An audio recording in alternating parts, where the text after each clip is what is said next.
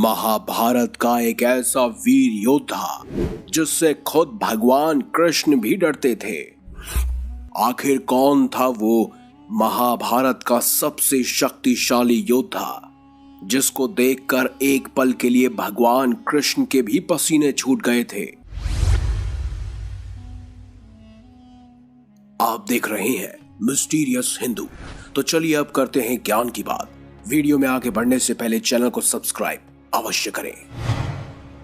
महाभारत का युद्ध जिसमें अनेकानेक योद्धाओं ने भाग लिया, सभी भगवान श्री कृष्ण से कम ही थे, लेकिन एक ऐसा योद्धा था जिससे खुद भगवान कृष्ण भी डरते थे। क्या वो सूर्यपुत्र दानवीर कर्ण थे? नहीं। क्या वो गांडीवधारी अर्जुन थे? नहीं। क्या वो वायुपुत्र भीम थे? नहीं। क्या वो इच्छा मृत्यु का वरदान पाने वाले भीष्म पितामह थे? बिल्कुल नहीं। तो आखिर कौन था वो योद्धा जिससे भगवान श्री कृष्ण भी डरते थे?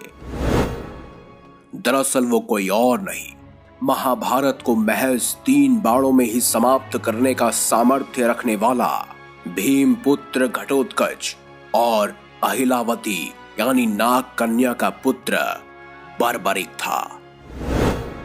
अब आप कहेंगे कि बर्बरिक क्या सचमुच इतना शक्तिशाली था कि भगवान श्री कृष्ण भी उससे डरते थे? तो बिल्कुल आपने सही समझा। भगवान श्री कृष्ण एक पल के लिए उससे डर भी गए थे। उसके पीछे की वजह आइए आपको बताते हैं। बर्बरिक बचपन से ही बहुत ताकतवर था, और हो भी क्यों ना, जिसके दादा खुद भीम हो, जिसके पिता स्वयं मायावी घटोत्कच हो, तो वो तो शक्तिशाली होगा ही। बर्बरिक ने बचपन में ही भगवान वाल्मीकि की तपस्या कर उन्हें प्रसन्न कर दिया था, जिसके चलते उन्होंने बर्बरिक को 3 बाण और एक धनुष दिया था। ये बाण अपने लक्ष्य को भेद कर वापस आ जाते थे। ये बाण इतने शक्तिशाली थे कि तीनों लोगों पर विजय प्राप्त कर सकते थे। इन बाणों की वजह से ही बर्बरिक को 3 बाणधारी भी कहा जाता है। अपनी मां से शिक्षा उन्हें मिलती रही और वो युद्ध में सदैव सेना के आगे खड़े रहे। महाभारत के युद्ध के बारे में तो आपने सुना ही होगा। जब महाभारत का युद्ध छिड़ा तब बर्बरिक ने भी अपनी माता अहिलावती से आज्ञा ली। फिर क्या, वीर बर्बरिक घोड़े पर सवार होकर निकल पड़े। भगवान श्री कृष्ण ने अपनी दिव्य दृष्टि से यह देख लिया कि स्वयं 3 बाणधारी घटोत्कच पौत्र बर्बरिक आ रहा है। उन्होंने फौरन ही एक ब्राह्मण का वेश धर लिया और वीर बर्बरिक के सामने प्रस्तुत हो गए। बर्बरिक को सामने देखकर अचानक ही वो हंसने लगे।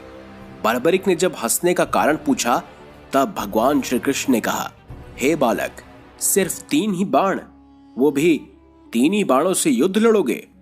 इस पर बर्बरिक ने उत्तर दिया, हे देव, पूरे युद्ध की समाप्ति के लिए तो महज एक ही बाण काफी है।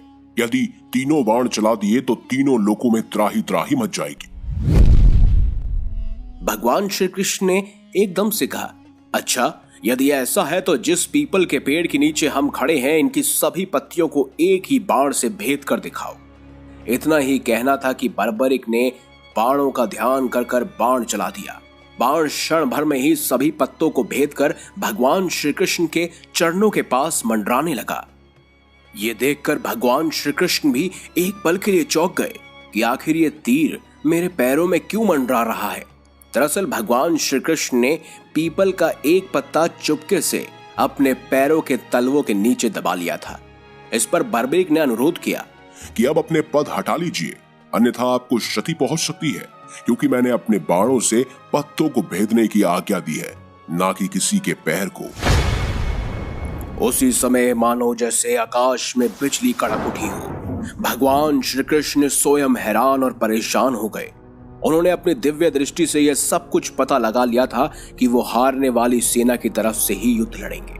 अगर ऐसे में कौरवों की सेना हारती तो वो कौरवों की सेना की तरफ से युद्ध लड़ते और ऐसे में पांडवों का विनाश तय था। वहीं अगर पांडव हारते तो वो कौरवों की सेना का विनाश कर देते और ऐसे ही पूरी महाभारत में जितनी भी सेनाएं होती वो सबको अकेले ही निपटा देते। ऐसे में महान बर्बरीक का स्वयं भगवान श्री कृष्ण ने शीश मांग लिया और उन्होंने भी हंसते हंसते अपना शीश एक ब्राह्मण को दान में दे दिया। तो इस बात से अंदाजा लगाया जा सकता है कि जब स्वयं भगवान श्री कृष्ण हैरान और परेशान हो और भयभीत हो जाएं, तो इसका मतलब यही है कि महाभारत का सबसे भयानक और सबसे महत्वपूर्ण और सबसे शक्तिशाली योद्धा कोई और नहीं बल्कि 3 बाणधारी बर्बरीक ही था। आपके क्या विचार है कमेंट बॉक्स में जरूर बताएं। वीडियो अगर आपको अच्छी लगी है तो लाइक कीजिए, चैनल को सब्सक्राइब कीजिए और हाँ, ज्यादा से ज्यादा शेयर भी करिएगा ताकि हर दुनिया के कोने में यह बात पहुंच सके कि महाभारत का सबसे शक्तिशाली योद्धा 3 बाणधारी बर्बरीक ही था। देखते रहिए संपूर्ण ज्ञान का केंद्रीय बिंदु, मिस्टीरियस हिंदू।